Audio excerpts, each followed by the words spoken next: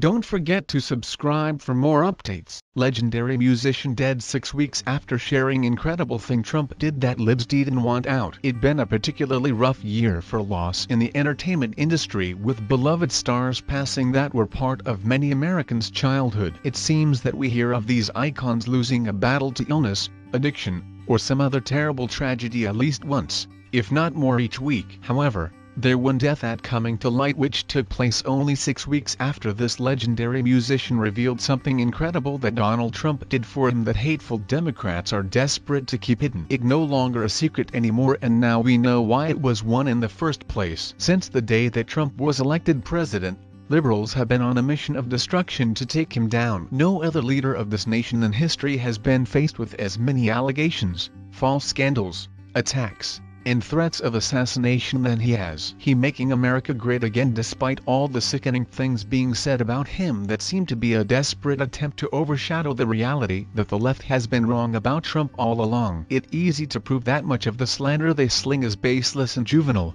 but it especially disturbing no good deed of his goes unpunished. This is certainly the case with an astounding act of humility and genuine compassion for another person that Trump showed the last person that his detractors ever expected he would, long before he entered into the race to become the President of the United States. The old adage that actions speak louder than words is true for every human, regardless of race, creed, gender, and political affiliation, but is a concept never grasped by the Democratic Party. They say a lot about our president hoping it will destroy them, but are typically guilty of their false accusations themselves. Among their massive lies is one that they have pushed that Trump is arrogant and only for himself, and every act of humility and compassion is only for himself. While they work hard to push this, they also trying just as hard to hide what Trump did for legendary pianist Lazio Valentino Liberace before he died of AIDS in 1987. That proves otherwise under incredible circumstances. Just 6 days before his passing,